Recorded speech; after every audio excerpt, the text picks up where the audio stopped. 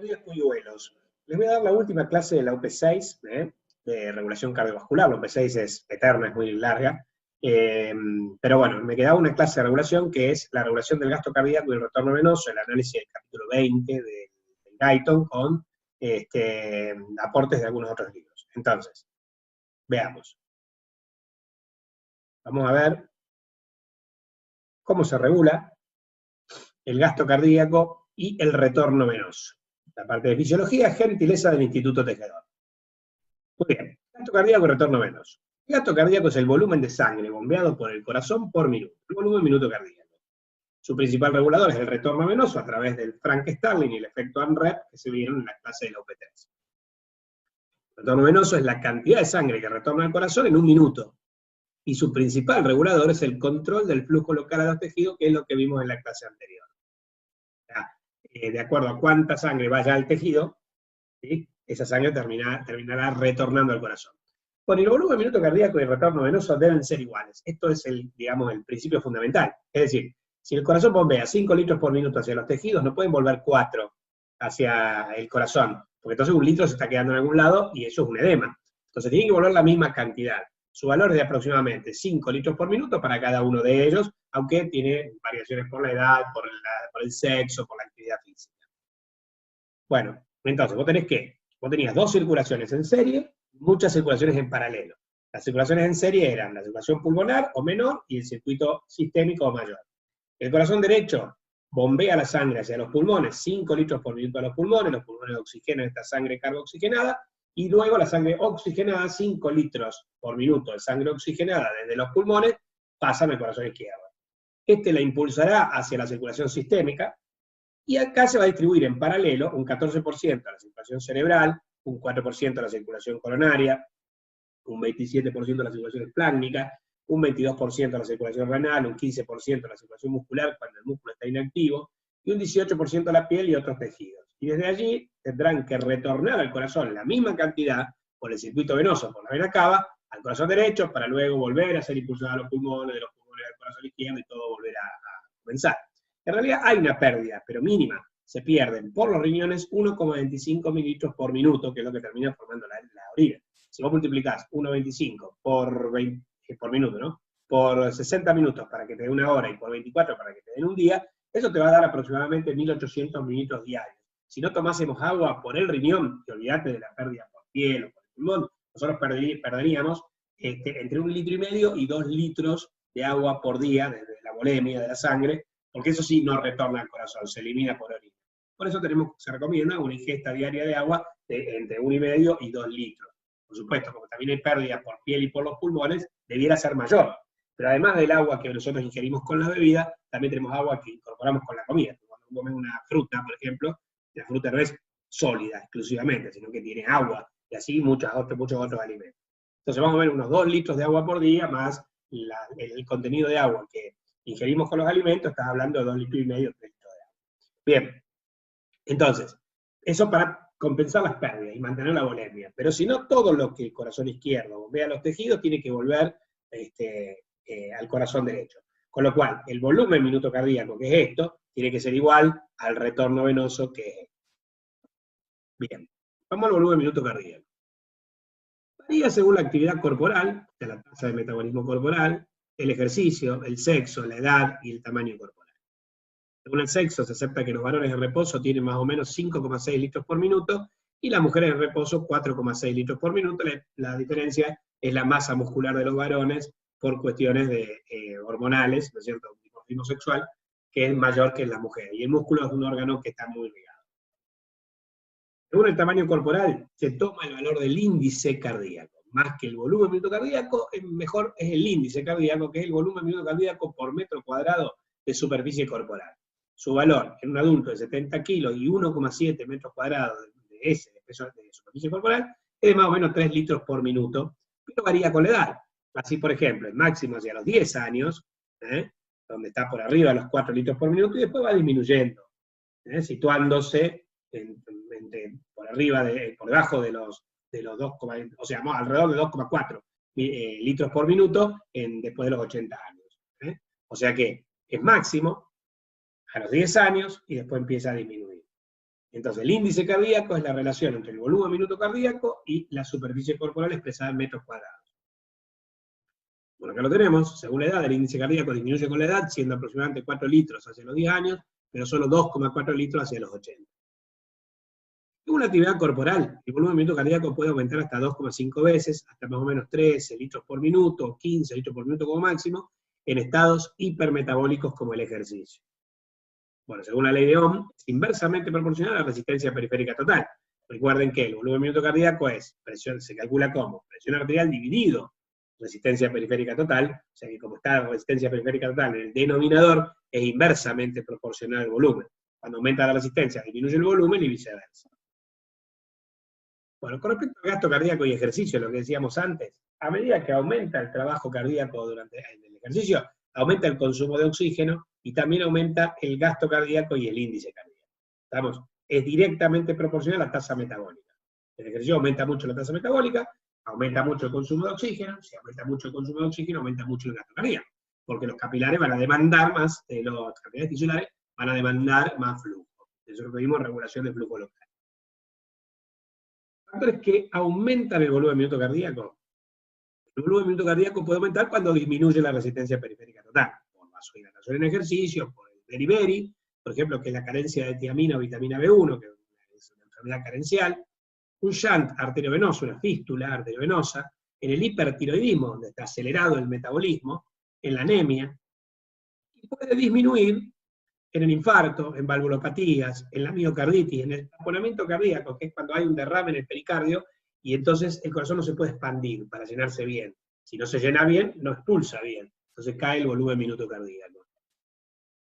Entonces fíjense, si yo grafico volumen minuto cardíaco en función de la resistencia periférica total, cuanto menor es la resistencia, mayor es el gasto en porcentaje de lo normal. Esto pasa en el beriberi, en el shunt arteriovenoso, en el hipertiroidismo y en la anemia.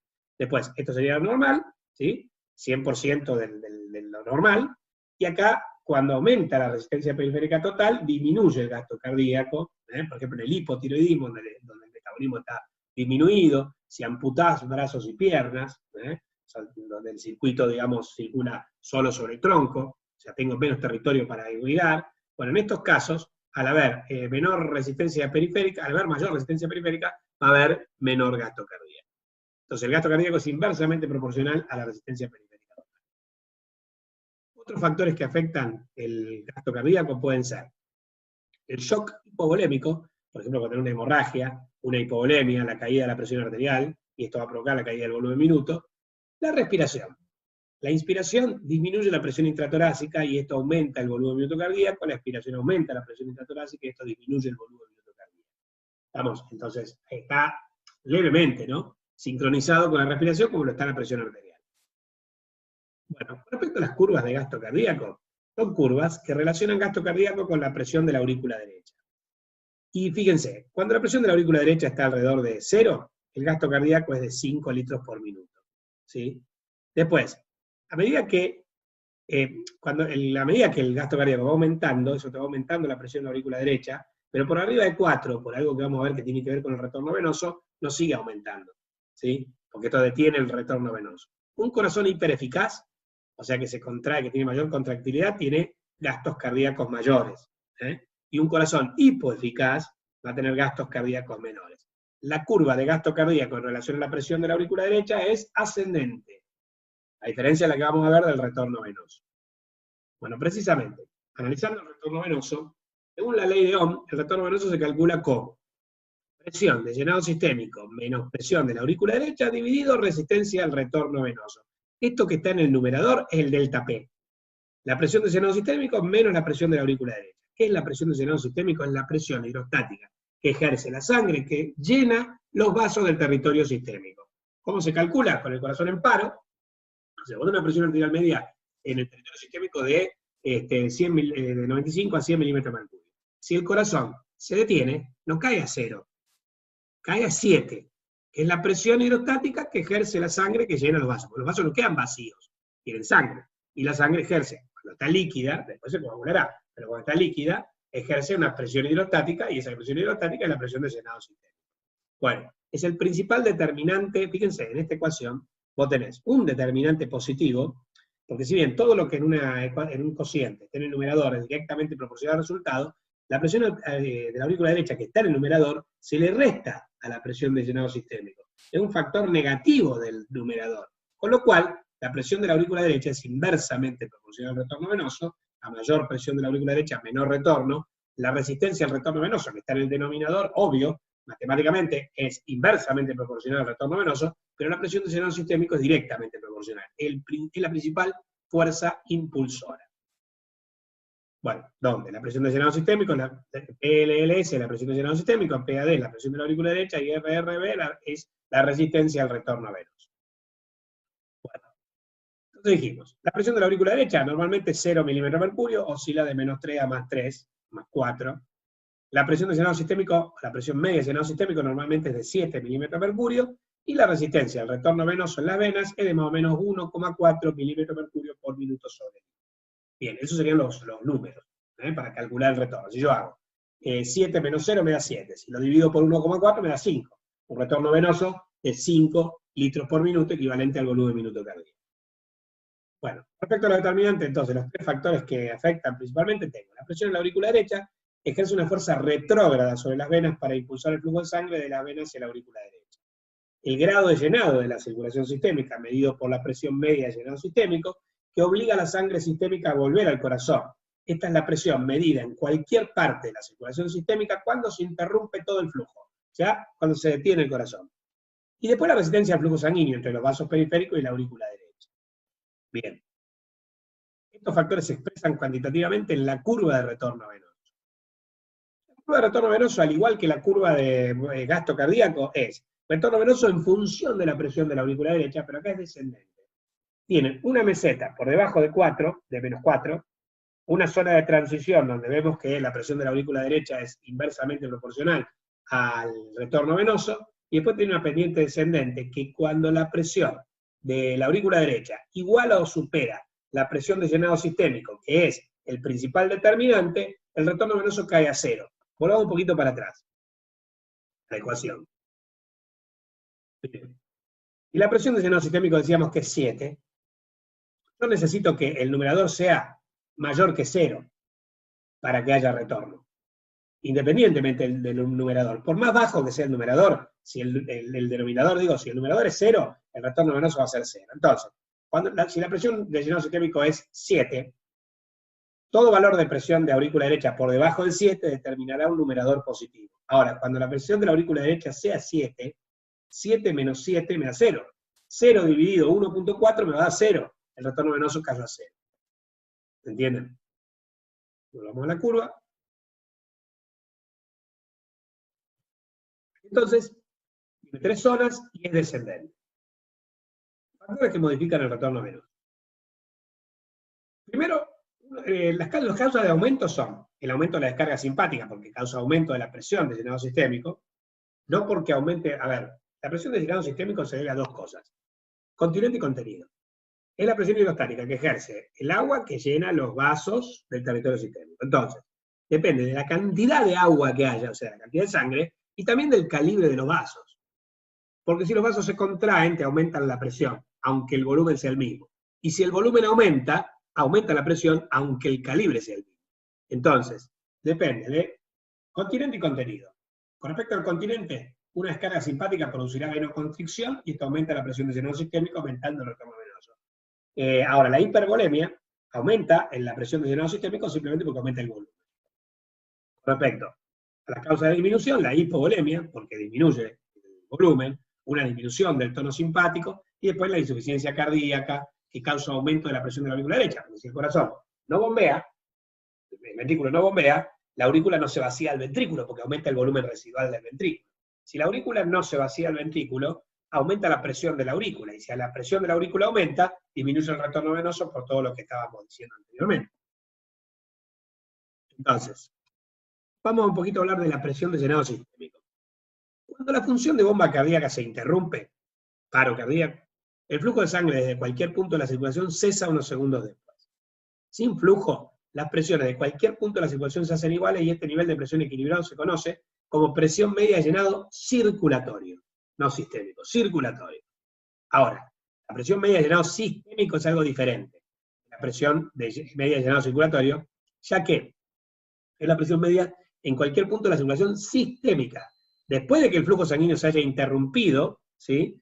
Pero por paro cardíaco, pero pinzando los vasos sanguíneos grandes del corazón, de tal manera de independizar la circulación sistémica de la circulación general, de la circulación pulmonar. Entonces vos ahí medís sistémico solo, ¿sí? Por lo que se puede medir la presión de la circulación sistémica independientemente de la presión que haya en la circulación pulmonar. ¿Qué pasa? A los fines prácticos. La presión media de llenado sistémico no lo podés medir en un animal vivo, porque vos podrías, por ejemplo, parar el corazón para después reanimarlo en el animal vivo. ¿Sí? Ahí medí la presión de llenado circulatorio. Pero no puedo clampear las venas si está vivo. ¿Entienden? Y la aorta. Entonces, yo lo que puedo hacer es medir la presión de llenado circulatorio y asumir la presión de llenado sistémico, porque es la misma. A los fines prácticos es casi siempre igual a la presión media de llenado circulatorio, y su valor es de 7 milímetros de mercurio. Presión de llenado sistémico, presión de llenado circulatorio es lo mismo, solo que se miden distinto. ¿Estamos? Bueno, aquí vamos a hablar siempre, o casi siempre, de la presión de llenado sistémico. Porque, por ejemplo, en este gráfico que es del Guyton dice efectos del, digamos, cómo se relaciona la presión media de llenado circulatorio con el volumen en mililitros. Perdón, en función del volumen en mililitros, con el sistema nervioso autónomo, el simpático. Pero recuerden, la presión de llenado circulatorio y sistémico es lo mismo. Quiere decir que acá te marca un punto normal para un volumen de sangre de 4 litros 800, con el 5 litros, que es de 7 milímetros de mercurio. Esto es lo normal. Fíjate, si yo no modifico la descarga simpática, yo voy a ver que a medida que disminuye el volumen, disminuye la presión de llenado sistémico, y a medida que aumenta el volumen, aumenta la presión de llenado sistémico. O sea que la presión de llenado sistémico es volumen dependiente. Pero además también depende de la acción del sistema nervioso simpático. Cuando hay una estimulación simpática importante, aumenta la presión de llenado sistémico, y cuando hay una inhibición, disminuye la presión de llenado sistémico para un mismo volumen. Relación entre presión de llenado sistémico y retorno venoso. Lo mismo. La presión de llenado sistémico es el principal determinante del retorno venoso. Entonces, con una presión de llenado sistémico de 7, esta es la curva de retorno venoso, la normal. Si la presión de llenado sistémico sube a 14, porque yo inyecté agua en el territorio circulatorio, o sea, te pusieron un suero, si vos querés mejorar la función cardíaca en un paciente que se encuentra internado, lo primero que hacemos es una vía y un suero, porque con el suero yo le manejo mejor los líquidos. Y si yo evito que esté deshidratado, le mejoro el retorno. O sea, yo al administrar el líquido le aumento la presión de llenado sistémico. Al aumentar la presión de llenado sistémico, aumento el retorno venoso. Al aumentar el retorno venoso, aumento la precarga. Al aumentar la precarga, aumento la contractilidad. Al aumentar la contractilidad, aumento el volumen minuto cardíaco, y entonces toda la función cardiovascular se mejora. Aumenta la presión arterial, aumenta el flujo de los tejidos, etc. Bueno, ahora al revés, si disminuye la presión de llenado sistémico, por ejemplo en la hipovolemia, cae el retorno venoso. Conclusión. Importante. En resumen, los principales determinantes del volumen minuto cardíaco y el retorno venoso son los factores que afectan la presión de llenado sistémico, como el sistema nervioso autónomo que actúa sobre el continente y la volemia que actúa sobre el contenido. Acá vemos las curvas combinadas, volumen minuto cardíaco y retorno venoso. Recuerden que si yo grafico gasto cardíaco y retorno venoso en función de la presión de la aurícula derecha, el gasto cardíaco tiene una curva ascendente y el retorno venoso tiene una curva descendente. Acá en este punto es donde se cruzan normalmente. Cuando la presión de la aurícula derecha es de 0, tanto el gasto cardíaco como el retorno venoso son de 5 litros por minuto. Bueno, ¿cómo mido el gasto cardíaco? Experimentalmente en animales se puede canular la aorta, bueno, tiene una cánula a la aorta, le canulás la arteria pulmonar o las grandes venas que entran en el corazón y medís el gasto cardíaco utilizando un flujómetro, ¿sí? Pero esto es un método muy invasivo. Yo tengo que meterme en la aorta y meterme en las cavas o en la vena, en la arteria pulmonar o en las grandes venas. ¿Está? En el ser humano, vos lo medís por métodos indirectos que no requieren cirugía, excepto en algunos casos aislados. Dos de los métodos que se han usado para estudios experimentales son el método de oxígeno de Fick y el método de dilución del indicador. Pero digamos, en la práctica médica usa un método que ni siquiera es invasivo, ¿sí? No tenés que inyectarle nada, ni un colorante, ni nada. El gasto cardíaco lo estimás mediante la ecocardiografía. Un ecocardiograma Doppler te puede medir el gasto cardíaco. Y es con ultrasonido, con un transductor puesto en el tórax, ¿no es cierto? O sea que no te metes en el paciente, no es invasivo. Bien. ¿Cómo sería el cálculo con un flujómetro? Yo, si meto una cánula en la aorta y una cánula en la arteria pulmonar, yo puedo medir con un transductor de flujo cómo se va modificando el flujo, fíjense que aumenta con cada sístole el flujo, y ahí te voy a medir el gasto cardíaco. Pero esto experimentalmente en un animal, no se hace en humano. ¿Cómo lo hacemos mediante el método de Fick? El método de Fick hace lo siguiente. Vos tenés que medir, que lo haces en las venas, la concentración de oxígeno. Yo tomo sangre venosa y sangre arterial. En la sangre venosa yo tengo una concentración de oxígeno de 160 mililitros por litro. Y en la sangre arterial, en el corazón izquierdo, tengo 200 mililitros por litro, porque es lo que aporta el pulmón, ¿sí? Entonces el corazón derecho manda una sangre carboxigenada al pulmón, que tiene 160 mililitros por litro de oxígeno. El pulmón aporta 200 mililitros por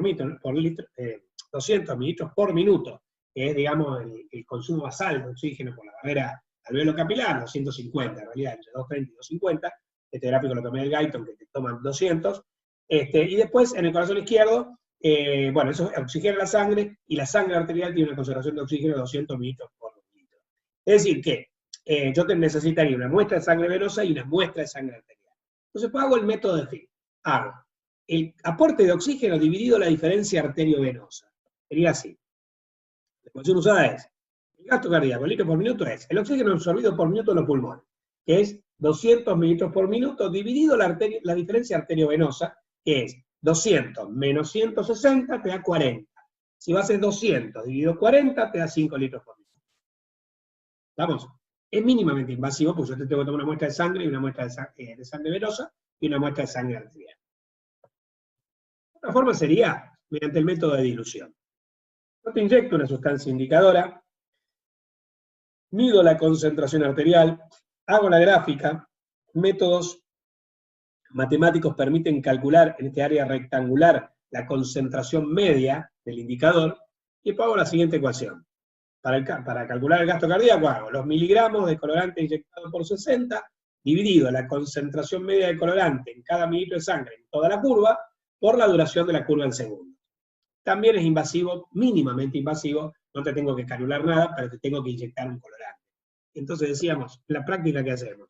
Calculamos mediante la ecocardiografía.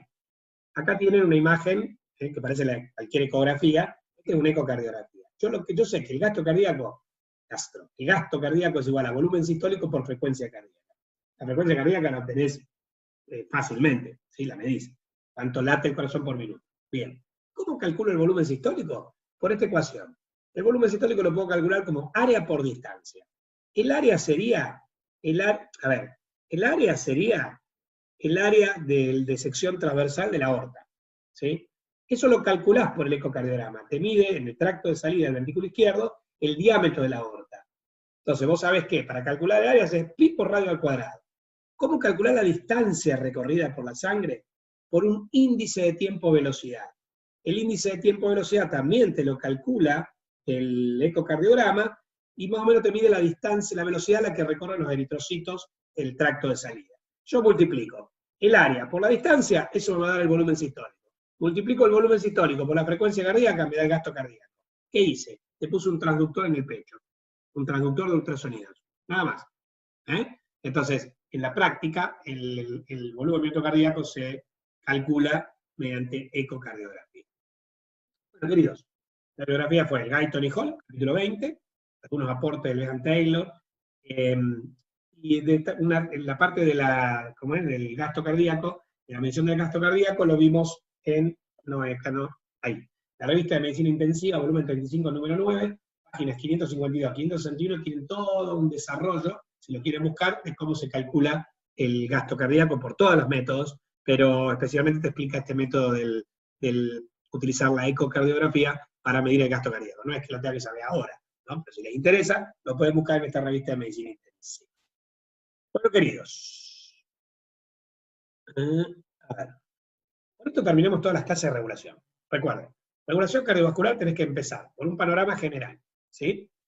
Explicar, digamos, cómo sería fisiológicamente, simplificadamente, el circuito fisiológico del aparato cardiovascular, comenzando a hablar del volumen minuto cardíaco, el tracto de salida y la presión arterial, la regulación del flujo local y el retorno venoso. Bueno, después vas a explicar volumen minuto cardíaco, los determinantes, la regla del 3, que depende de la contractilidad de la precarga y de la poscarga, y cada uno de este depende. Después hablas de la regulación de la presión arterial, por métodos a corto plazo, a largo plazo, a métodos intermedios, la regulación del flujo local, ¿sí? Por métodos a corto plazo, por métodos a largo plazo, la teoría miogénica, la teoría vasodilatadora, etcétera, la angiogénesis, bueno, todo lo que vimos en la clase anterior, y después la regulación del retorno venoso, haciendo hincapié sobre todo en que el retorno venoso tiene que igualar al gasto cardíaco. Hablas de las curvas de gasto cardíaco, hablas de las curvas del retorno venoso, hablas de los determinantes de cada curva. Cuando hablas de los determinantes de la curva de retorno venoso, te referís especialmente a continente y contenido. En el continente, la acción del sistema nervioso, primero, obviamente hablas de la fórmula de retorno venoso, que es igual, siempre, ecuación general de flujo igual a un delta P dividido R, en este caso el delta P se calcula como la presión del llenado sistémico menos la presión de la aurícula derecha, y el R sería la resistencia al retorno venoso. Con respecto a la presión del llenado sistémico, saber definirla, saber diferenciarla de la presión del llenado circulatorio, saber calcularla y saber su valor, que normalmente es 7 milímetros de mercurio. Bueno, y después cómo afecta la descarga simpática y la volemia a la presión de llenado sistémico, y por ende al retorno venoso. Bueno, queridos, listo. Las clases de regulación, visto la OP6. Me falta definirle los temas de la OP8 y la OP9, y con eso terminamos. Son 2 clases de la 8 y una de la 9. Nos vemos, polluelos, y sigan cuidándose.